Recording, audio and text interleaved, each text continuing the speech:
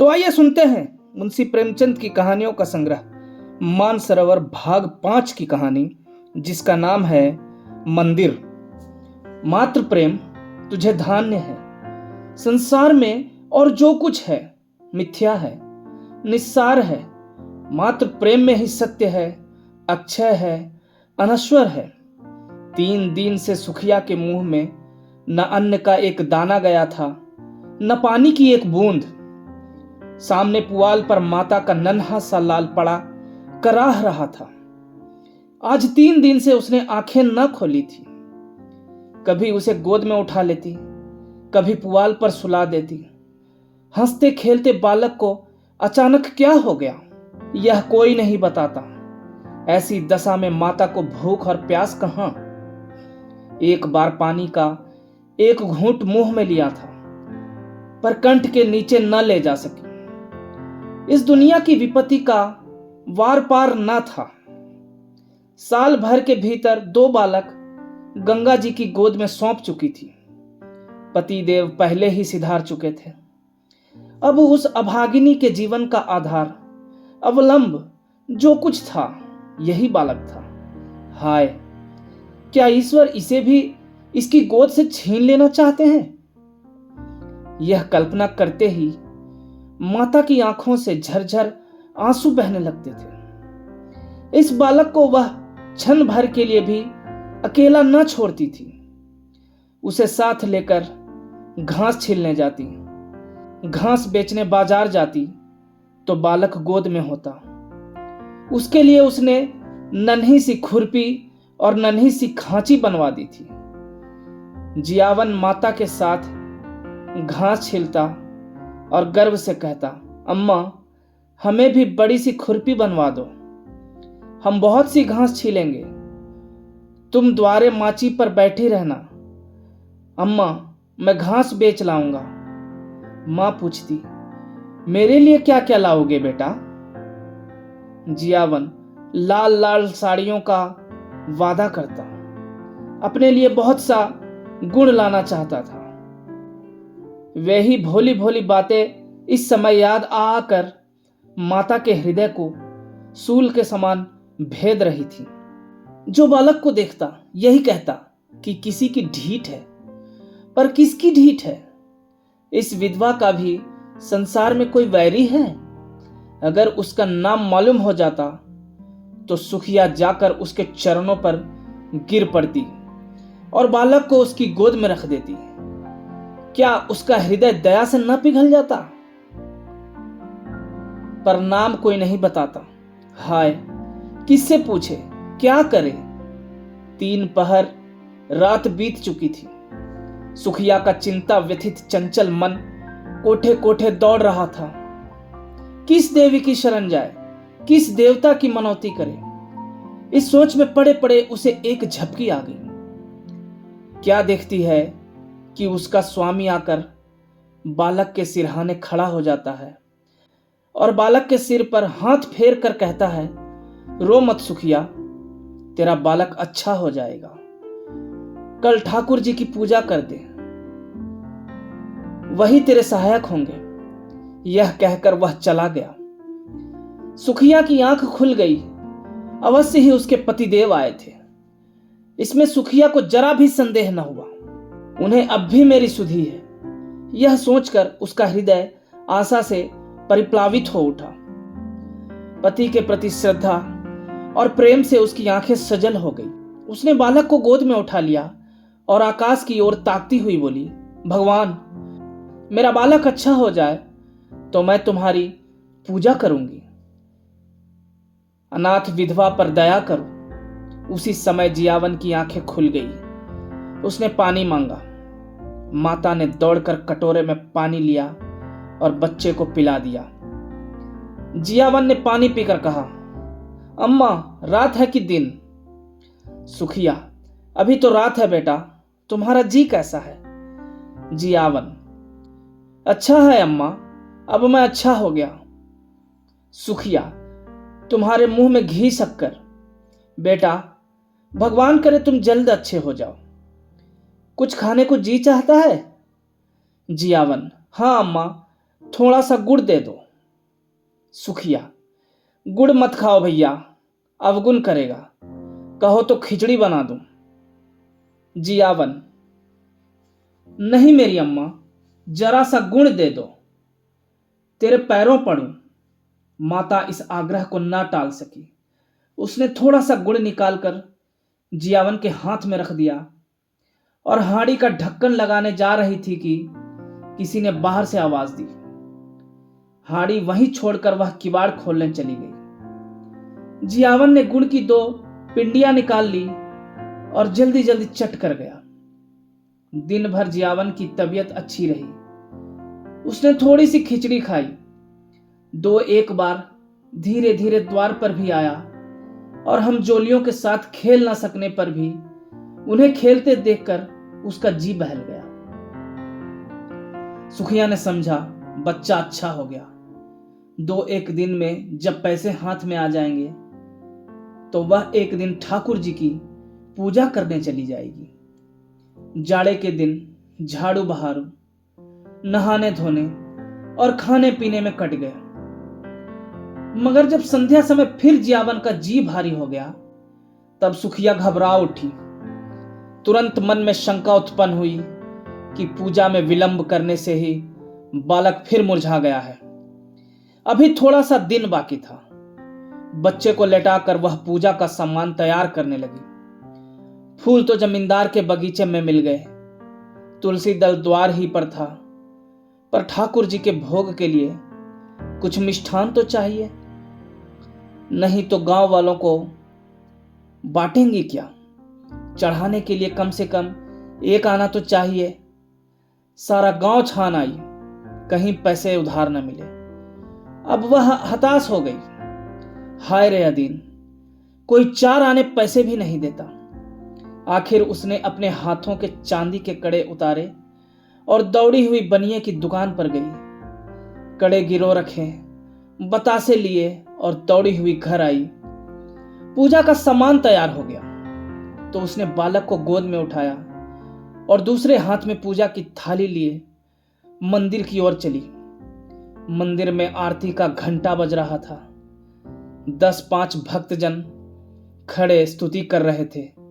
इतने में सुखिया जाकर मंदिर के सामने खड़ी हो गई। पुजारी ने पूछा, क्या है रे, क्या करने आई है? सुखिया चबूतरे पर आकर बोली, ठाकुर जी की मनौती की थी महाराज, पूजा करने आई हूं। पुजारी जी दिन भर जमींदार के असामियों की पूजा किया करते थे और शाम सवेरे ठाकुर जी की। रात को मंदिर ही में सोते थे। मंदिर ही में आपका भोजन भी बनता था, जिससे ठाकुर द्वारे की सारी अस्तरकारी काली पड़ गई थी।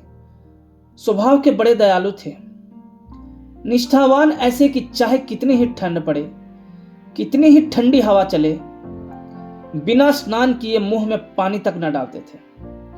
अगर इस पर भी उनके हाथों और पैरों में मैल की मोटी तह जमी हुई थी तो इसमें उनका कोई दोष ना था।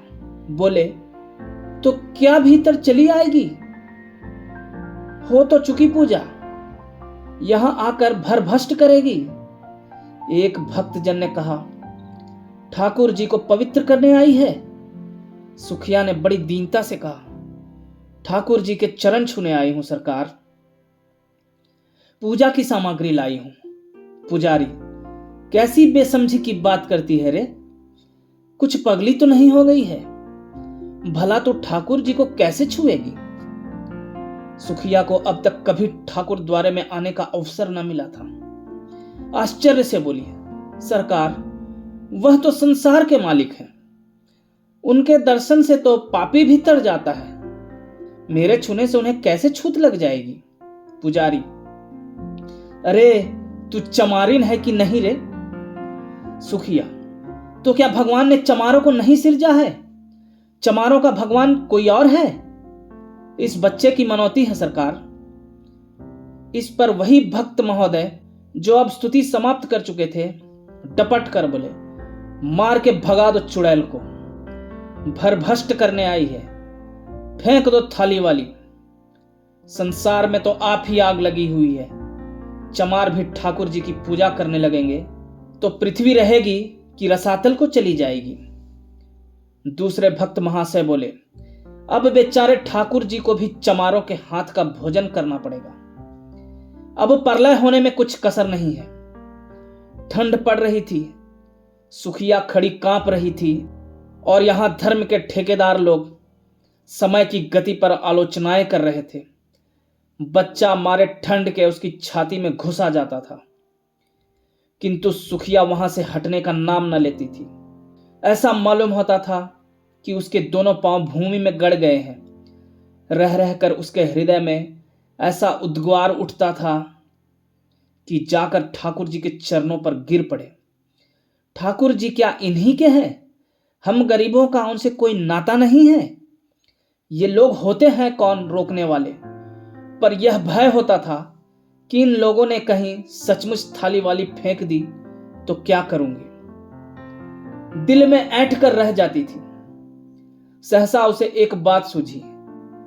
वह वहां से कुछ दूर जाकर एक वृक्ष के नीचे अंधेरे में छिपकर इन भक्तजनों के जाने की राह देखने लगी। आरती और स्तुति के पश्चात भक्तजन बड़ी देर तक श्रीमद् भागवत का पाठ करते रहे। उधर पुजारी जी ने चूल्हा जलाया और खाना पकाने लगे। चूल्हे के सामने बैठे हुए हूं हूं करते जाते थे और बीच बीच में टिप्पणियां भी करते जाते थे।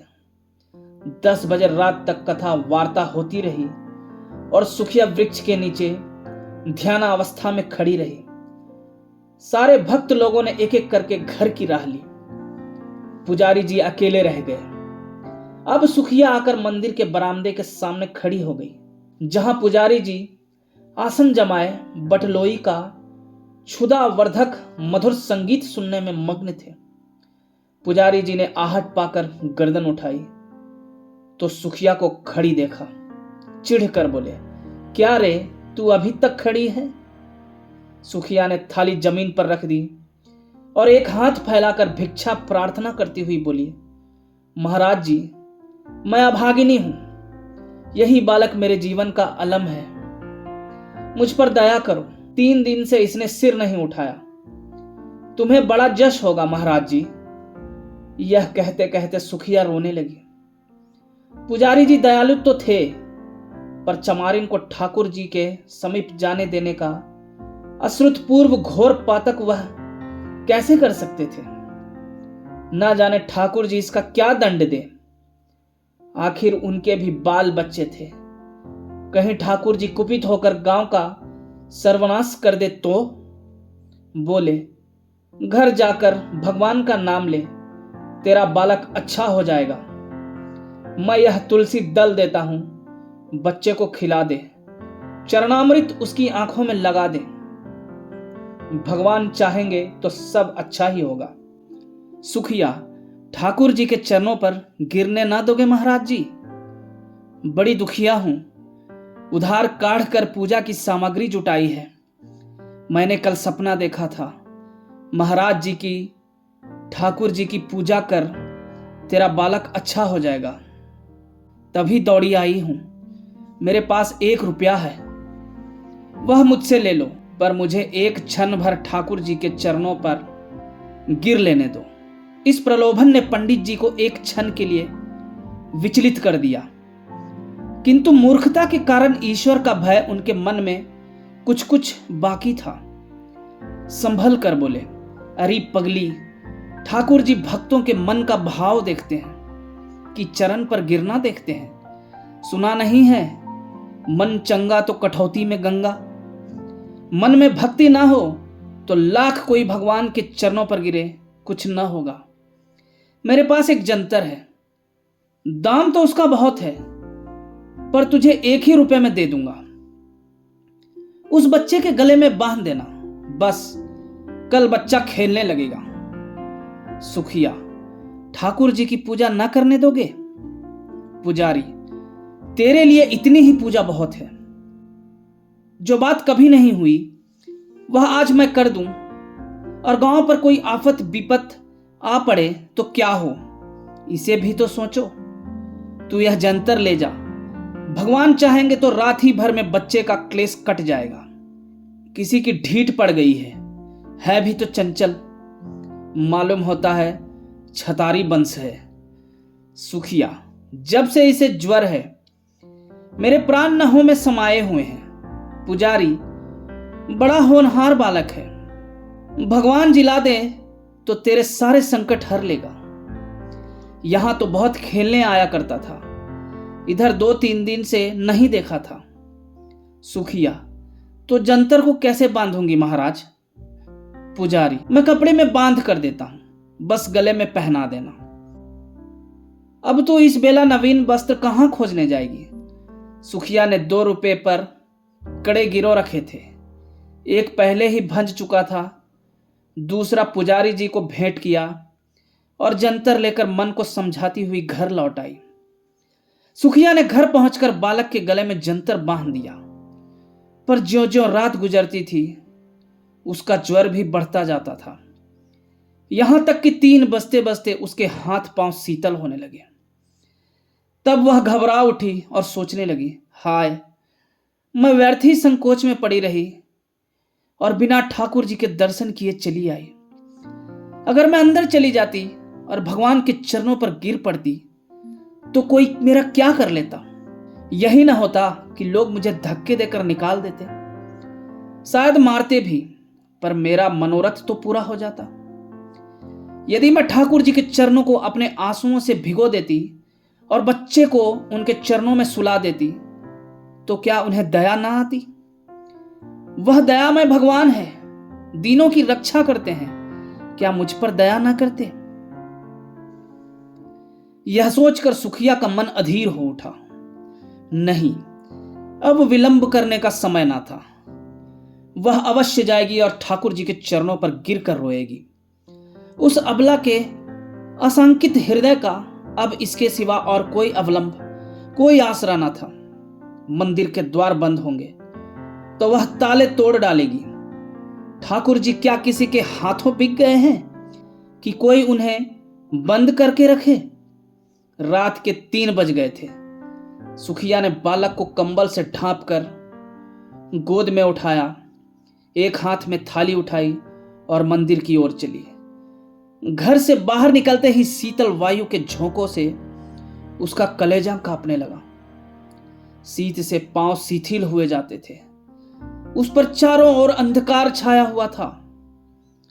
रास्ता 2 फरलांग से कम न था। पगडंडी वृक्षों के नीचे नीचे गई थी। कुछ दूर दाहिने ओर एक पोखरा था, कुछ दूर बांस की कोठियां। पोखरे में एक धोबी मर गया था और बांस की कोठियों में चुड़ैलों का अव था। बाईं ओर हरे भरे खेत थे। चारों ओर सन सन हो रहा था। अंधकार साए साए कर रहा था। सहसा गीदड़ों ने कर्कश स्वर में हुआ हुआ करना शुरू किया। हाय, अगर कोई उसे 1 लाख रुपए देता तो भी इस समय वह यहां ना आती। पर बालक की मंदिर सारी शंकाओं को दबाए हुए थी। हे भगवान, अब तुम्हारा ही आसरा है। यह जपती वह मंदिर की ओर चली जा रही थी। मंदिर के द्वार पर पहुंचकर सुखिया ने जंजीर टटोल कर देखी। ताला पड़ा हुआ था। पुजारी जी बरामदे से मिली हुई कोठरी में किवाड़ बंद किए सो रहे थे। चारों ओर अंधेरा छाया हुआ था। सुखिया चबूतरे के नीचे से एक ईंट उठा लाई और जोर जोर से ताले पर पटकने लगी। उसके हाथों में ना जाने इतनी शक्ति कहां से आ गई थी। 2 ही 3 चोटों में ताला और ईंट दोनों टूटकर चौखट पर गिर पड़े। सुखिया ने द्वार खोल दिया और अंदर जाना ही चाहती थी कि पुजारी किवाड़ खोलकर हड़बड़ाए हुए बाहर निकल आए और चोर चोर का गुल मचाते गांव की ओर दौड़े। जाड़ों में प्रायः पहर रात रहे ही लोगों की नींद खुल जाती है। यह शोर सुनते ही कई आदमी इधर उधर से लालटेने लिए हुए निकल पड़े और पूछने लगे, कहां है, कहां है, किधर गया? पुजारी, मंदिर का द्वार खुला पड़ा है। मैंने खटखट की आवाज सुनी। सहसा सुखिया बरामदे से निकलकर चबूतरे पर आई और बोली, चोर नहीं है, मैं हूं। ठाकुर जी की पूजा करने आई थी। अभी तो अंदर गई भी नहीं, मार हल्ला मचा दिया। पुजारी ने कहा, अब अनर्थ हो गया। सुखिया मंदिर में जाकर ठाकुर जी को भ्रष्ट कर आई। फिर क्या था, कई आदमी झल्लाए हुए लपके और सुखिया पर लातों और घूंसों की मार पड़ने लगी। सुखिया एक हाथ से बच्चे को पकड़े हुए थी और दूसरी हाथ से उसकी रक्षा कर रही थी। एकाएक बलिष्ठ ठाकुर ने उसे इतनी जोर से धक्का दिया कि बालक उसके हाथ से छूटकर जमीन पर गिर पड़ा। मगर वह न रोया, न बोला, न सांस ली। सुखिया भी गिर पड़ी थी। संभल कर बच्चे को उठाने लगी तो उसके मुख पर नजर पड़ी। ऐसा जान पड़ा मानो पानी में परछाई हो। उसके मुंह से एक चीख निकल गई। बच्चे का माथा छूकर देखा, सारी देह ठंडी हो गई थी। एक लंबी सांस खींचकर वह उठ खड़ी हुई। उसकी आंखों में आंसू ना आए। उसका मुख क्रोध की ज्वाला से तमतमा उठा। आंखों से अंगारे बरसने लगे। दोनों मुट्ठियां बंध गई। दांत पीस कर बोली, पापियों, मेरे बच्चे के प्राण लेकर दूर क्यों खड़े हो? मुझे भी क्यों नहीं उसी के साथ मार डालते? मेरे छू लेने से ठाकुर जी को छूत लग गई। पारस को छूकर लोहा सोना हो जाता है, पारस लोहा नहीं हो सकता। मेरे छूने से ठाकुर जी अपवित्र हो जाएंगे। मुझे बनाया तो छूत नहीं लगी। लो, अब कभी ठाकुर जी को छूने नहीं आऊंगी। ताले में बंद रखो, पहरा बैठा दो। हाय, तुम्हें दया छू भी नहीं गई? तुम इतने कठोर हो? बाल बच्चे वाले होकर भी तुम्हें एक अभागिन माता पर दया ना आई? तिस पर धर्म के ठेकेदार बनते हो? तुम सब के सब हत्यारे हो, निपट हत्यारे हो। डरो मत, मैं थाना पुलिस नहीं जाऊंगी। मेरा न्याय भगवान करेंगे। अब उन्हीं के दरबार में फरियाद करूंगी। किसी ने चू न की, कोई मिनमिनाया तक नहीं। पाषाण मूर्तियों की भांति सबके सब सिर झुकाए खड़े रहे। इतनी देर में सारा गांव जमा हो गया था। सुखिया ने एक बार फिर बालक के मुंह की ओर देखा। मुंह से निकला, हाय मेरे लाल। फिर वह मूर्छित होकर गिर पड़ी। धन्यवाद।